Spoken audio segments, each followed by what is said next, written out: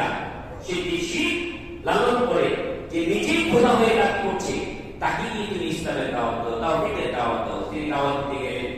দাওয়াত দিতে গিয়ে যখন নমরুদ তার যুক্তিতে পরাস্ত হয়ে তিনি বললেন, তুমি এক আল্লাহ প্রতি ঈমান আনো।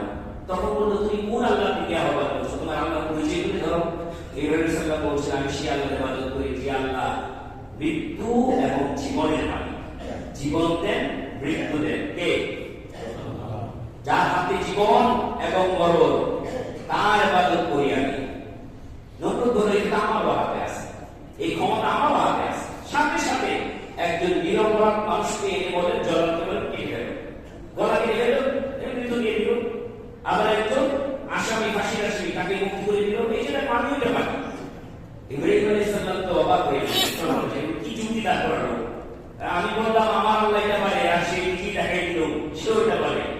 ইব্রাহিম আলাইহিস সালাম তখন বললেন, আমার আল্লাহ আরেকটা জিনিস পারে।